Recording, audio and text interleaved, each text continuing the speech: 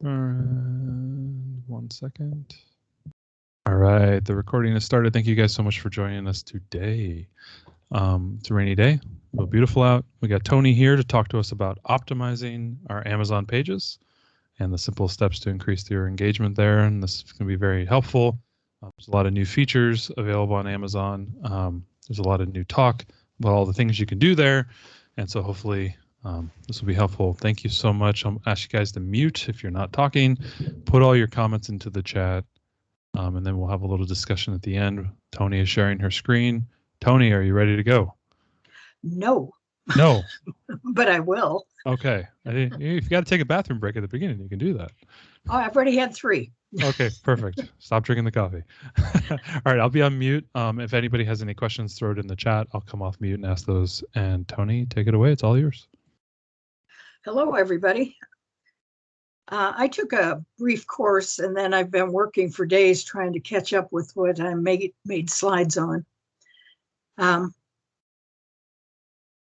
just had learned that, Amazon has over 100 million customers.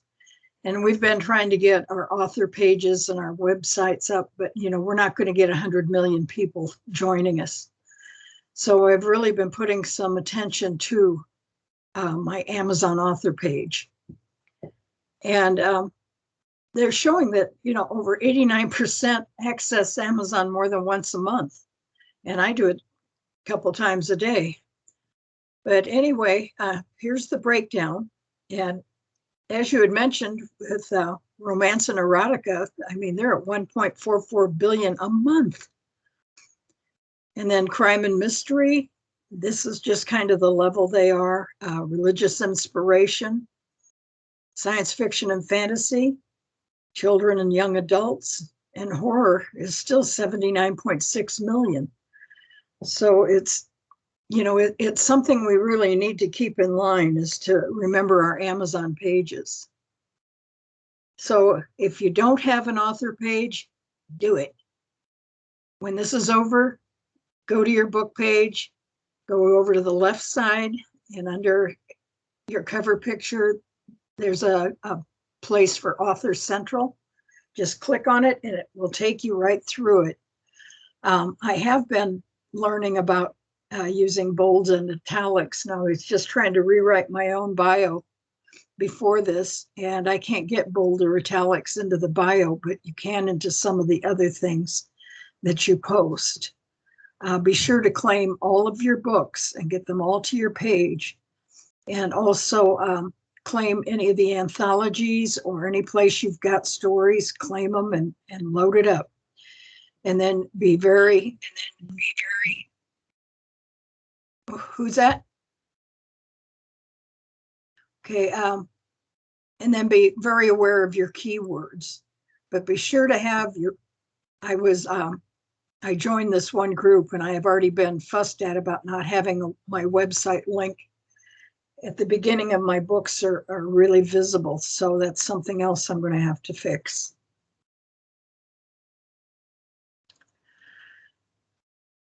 And, we all know how important our covers are.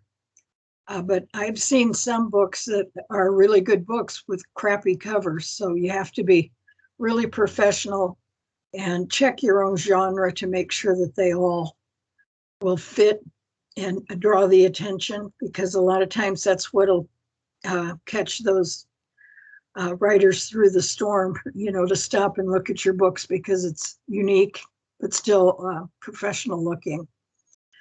And make sure your title is catchy and memorable, but not like 200 others. I see that so much where we find a cover or a title and we don't research. We just had one other person come up with almost the same exact cover or title as my first book, Old Baggage, and I bought it. Hers isn't at all like mine, but it's like, I was kind of stunned because, well, it was at least it was an original title. And you want your subtitles, if you use them, to make it clear what the book is. So if your title doesn't have a keyword, that suggests what the genre is, then try to work it into your subtitles so they know what's going on.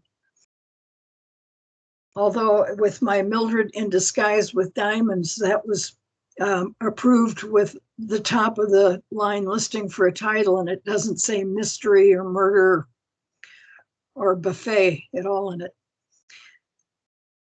But it was a clever enough title that people are drawn to it.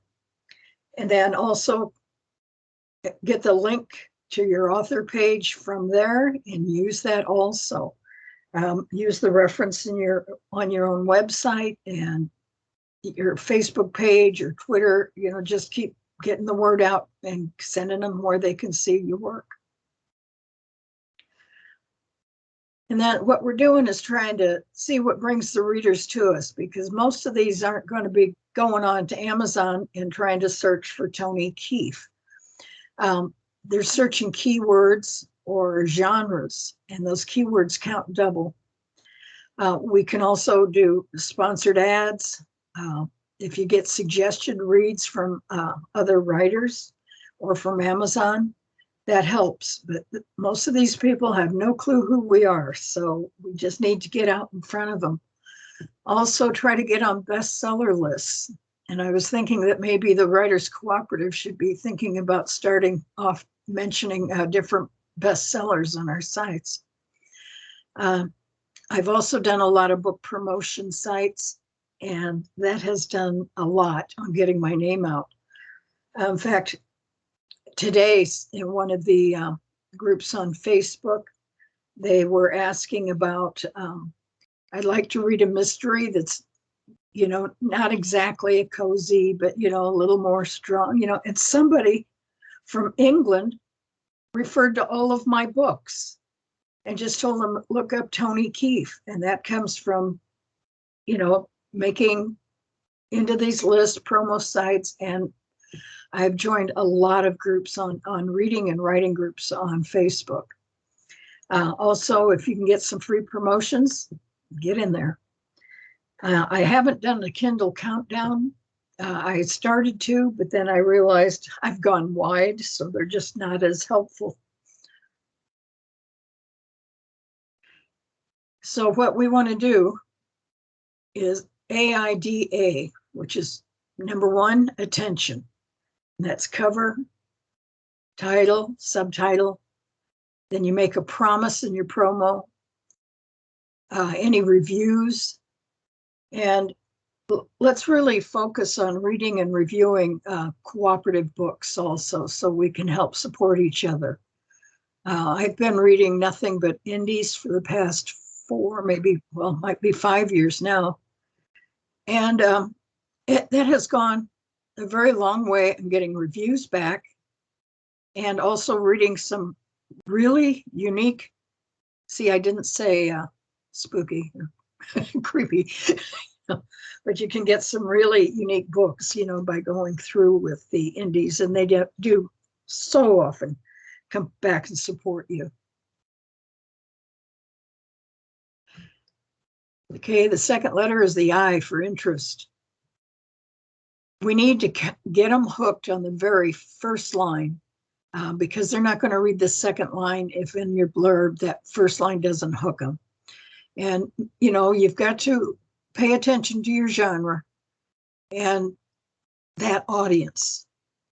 And in your first paragraph, use bold or italic to engage the reader to want to read more. You've got to get the attention to it so they don't just slide past.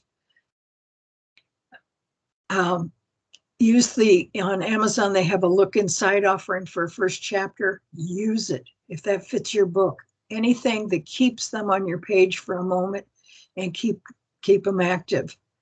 And it's like I can put reviews like at the end of each of these slides. Toni, do you do anything specifically for your blurb when you're writing your blurbs for your Mildred books? Do you look at other people's blurbs and you kind of build off of those, or how do you get good ideas for that?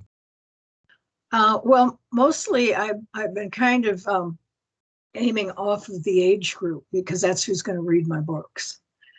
And so, I try to be inclusive. I try to add some fun to it. But I'm going to work on my blurbs and do some reworking because I'm tired of them. I don't know about anyone else, but I need some new blurbs. So that's going to be my homework assignment.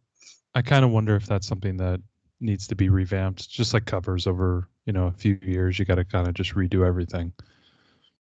Well, if I have to stand in a big auditorium again and go, she's a 71-year-old widow, it's like I'm about to scream. And what you want to do is really convince them how your book is unique. And where it'll be a different read instead of the same overdone promo, the things that are done over and over. We want to be unique. We want to catch attention and spread from there. And then I also learned about editorial reviews. Matthew, your review from the back of my first Mildred book is now in my editorial reviews. Sweet. I was trying to use, you try to get 5 of them on there, and I've only worked the first book. I'm learning all this stuff new right along with you. And so if you've got anybody that's a name in whatever, well, maybe not Ted Bundy because he doesn't review so much anymore, but you want him to attract attention, to give credibility. I used you, Matthew, to have a male. So it's not that just only women will read about Mildred, so. It's important. It's important for you to have diversity in your reviews, Toni. Absolutely. And influencers if possible, on anything, a name that will catch attention. And they don't carry over to all your books. When you do those editorial ones, you've got to go in and do it on each one and get in there through your author page. And then you need a call to action in the description. And here's my order today, look inside, available now, don't miss this. Although that I should have used that meme that the man from Slovakia made of me jumping around saying, if you don't read and review my book, I'll stand in your yard in my underpants. It's nice to know that was foreign made. And then be very clear on your pricing. You need it to be competitive in your genre. If you're going to underprice, don't underprice massively unless it's a promo. And just be competitive. I feel like my books are worth more than I charge, but I want them bought. And here we are in those old editorial reviews. If you've got any, go in and try to get them where they attract more attention. In there, we can use bold and italics. And so, check with your Amazon Author Central on your page and add more information in the book, whatever you can that just really is a sell, because that will come up. I'm trying to figure out how to put pictures on it without paying more. But you just go in there and you go to the editorial review and add a review in text. It's pretty simple. I've only done the one book. Be sure to add the source, which is, in my case, Matthew Booza and any serial killer. I've only met 2 of them. And so, and if it's from a publication, even if it's the Everett Herald, use it, or the website, or the forum where it appeared. You want these things to make it look like it's not just you and your mom. You can click preview and review entry and make any other edits on the go back button before you submit.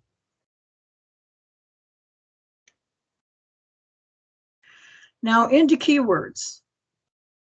Unless people know your name or your book title, they're not going to find you unless you use the keywords that Amazon allows. Use all the keywords that they allow you to input. Don't include your title, subtitle, or name. Those are already in there. And use descriptive 2 to 5 word phrases rather than just mystery. So it's like I used, a woman sleuth. I just immediately went blank, or I even use boomer and matron and other things, but I add it to other phrases. So and that way you get to optimize your keywords. If you can get ones where they will be more than one. If you use the real popular ones, you will get buried by the bestseller list and you'll never fight your way through. So you've got to be unique and phrase them. Here's my how-to.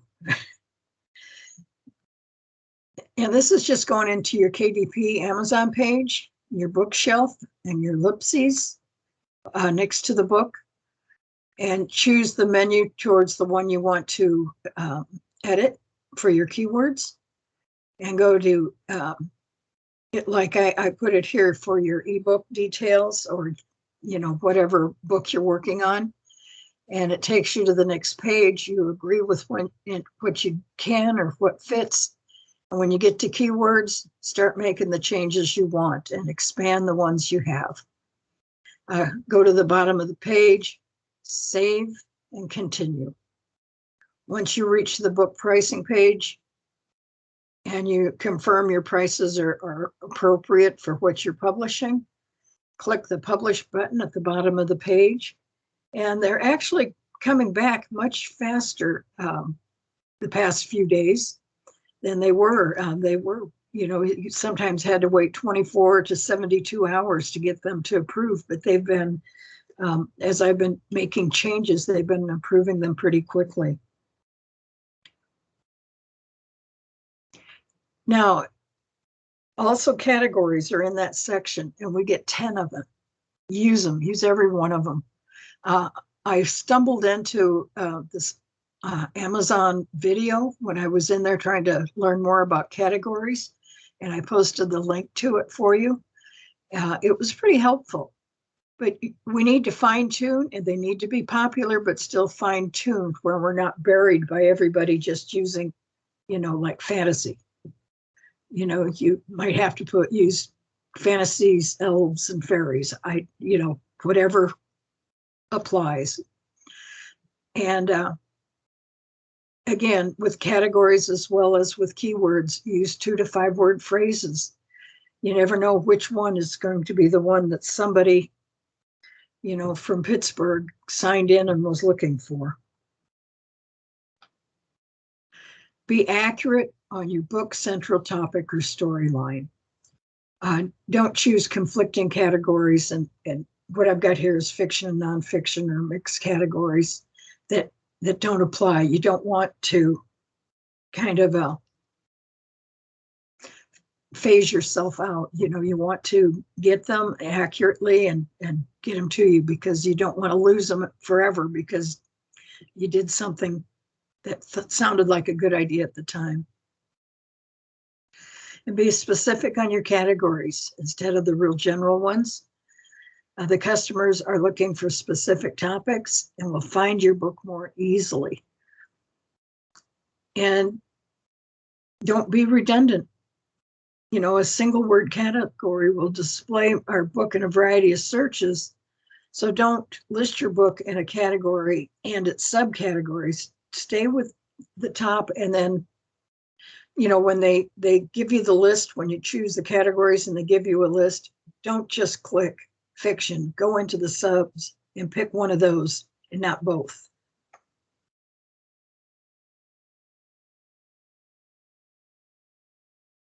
Okay, and I've given you here the breakdown on how to get there, and it's back on your bookshelf on your KDP if you publish through them.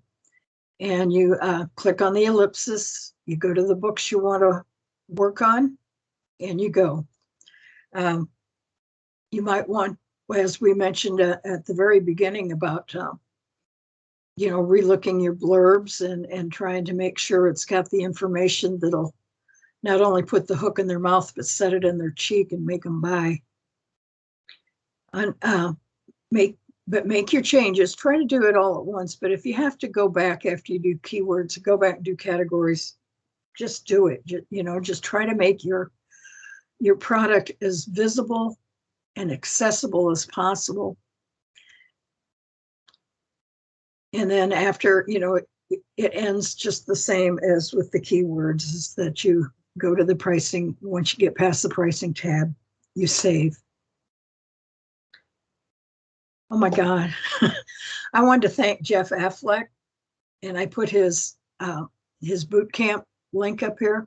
I took one of his classes, and I've actually got him going working on my some Amazon ads. It wasn't cheap, but I was so beat up at the time. It sounded like the best idea I have ever had. I'm trying to make this easy. There's so much to it all. So what I kind of did is, after I fiddled around with my 1 hour of marketing in the morning, I tried to take on just one issue at a time and go work it on one of the books. And, it's like, I'm going to go back in and work on my transferring some more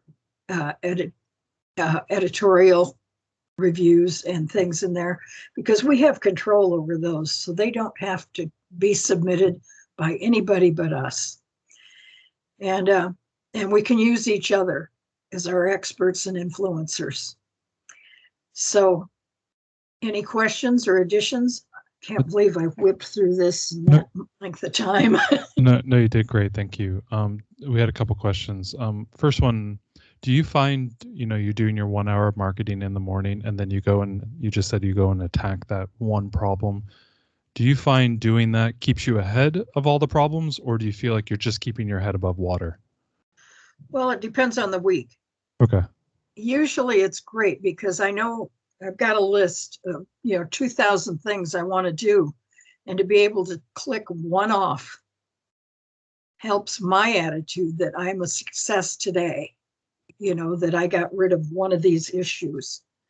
And if I tried to take care of several of them, I'd lose the whole day and I wouldn't ever write. So, it's just trying to manage my time and still take care of one issue. Cool. And the other question was around the Jeff Affleck. You referenced him. What does he do? Maybe what advice does he give? And what's the cost of doing the boot camp thing? I mean, give us a little bit of details on that. Some people might want to look him up. I put a link in the chat for everyone if you want to look at that.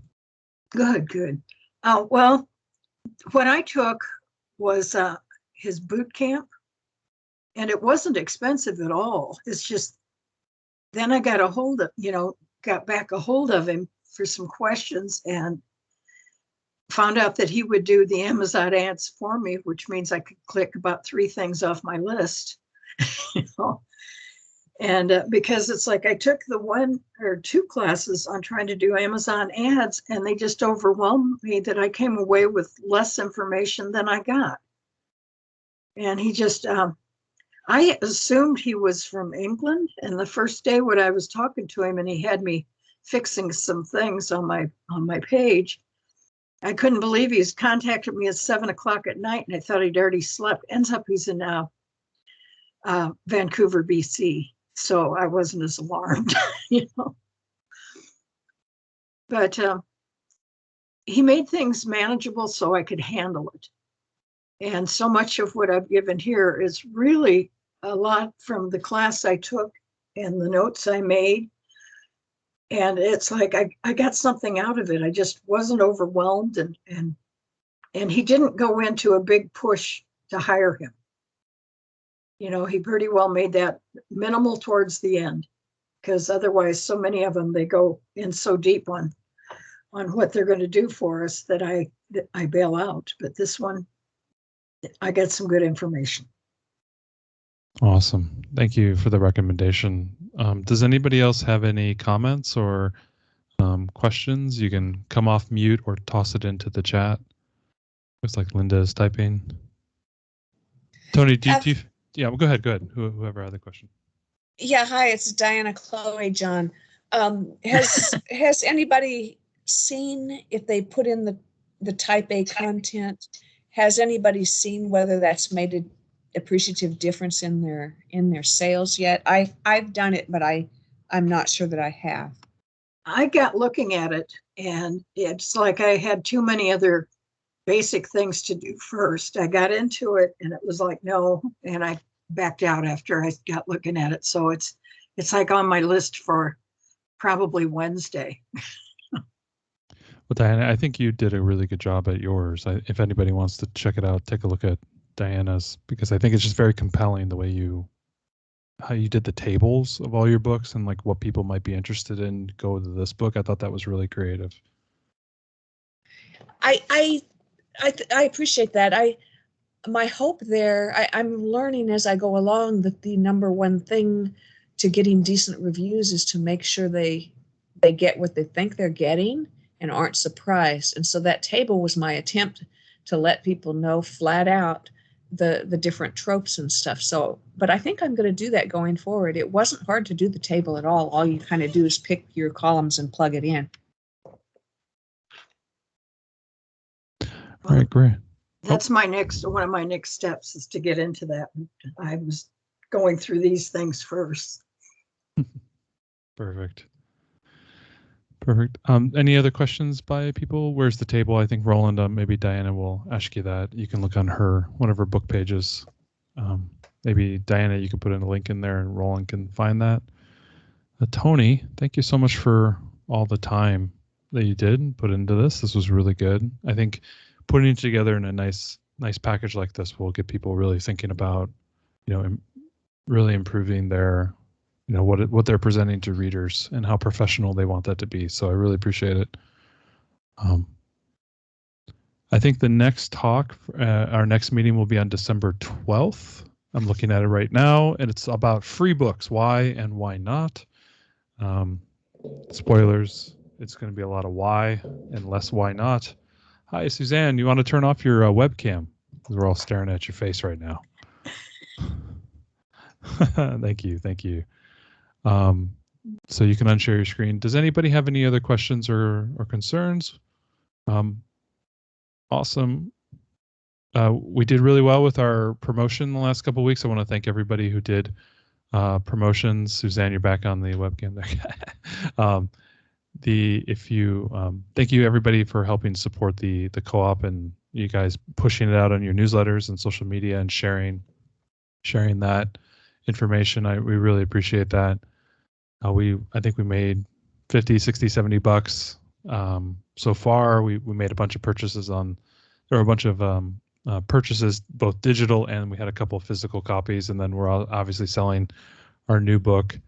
And we're selling our new book, I think, in the events right now. I think, Toni, did you get a shipment of the books? Yes, and I gave them to Joel, and then I got 6 more. Okay, perfect, great. So fantastic. This is the several deadly sins. Let me interrupt. We had a young girl, probably about 12, 13 years old, come to us at this event Saturday, and she had bought Tasting Evil. And she and her mother were reading it together, and they were so excited about that book. And it felt wonderful to be recognized for one. That's awesome. And get good feedback on an anthology. That's awesome. And did they enjoy the fact that it felt like a local book? That's been one of the prime selling things is when we tell them it's based on Granite Falls, but we call it something different so people don't kill us. Or Granite Falls gets upset at us. Yes, we didn't want to hurt their feelings, but everybody, once they see that, they jump on reading the back and get excited at the thought that it's local. Roland asked the question if they were reading the print or the digital. Sounds like the print? Print, yeah, because Susan and I had done the Snohomish Senior Center the week before. Cool. At the selling event this past week, maybe, I don't know if Susan was sounding like she was there. Were you guys selling the new book? Were people interested in it? I didn't sell any. A few people looked at it. The Christmas, with me, it was mostly focusing on kids' books. I pretty much sold kids' books. And anything that would be geared higher, like older, people weren't even looking at them. Okay. I think Sue sold one copy of the Several Deadly Sins. Okay. Yeah, and I think a couple of the Tasting Evil. Oh, perfect. But one tasty meal and Oh. two several deadly sins. Okay, cool. Well, awesome. That's money into the co-op coffers. That's nice. Great. Thank you guys for the digital push and the effort there. We got a couple reviews on the book as well. I don't know who they're from, but we got a bunch of 5-star reviews, so we're happy about that. We'll continue to push the book through the holiday season. We might have some additional promotional things, little things that we might do. But yeah, thank you guys, everybody. Go outside and put on your Christmas lights and have a wonderful weekend. And we'll see you in 2 weeks about free books and all the free things you can do with books. And thank you, Toni. Oh, thank you. No problem. And this video will be up in probably an hour or two on our YouTube channel. So if you want to rewatch it. So Will there be Christmas lights on it? I can maybe add some in. Yes.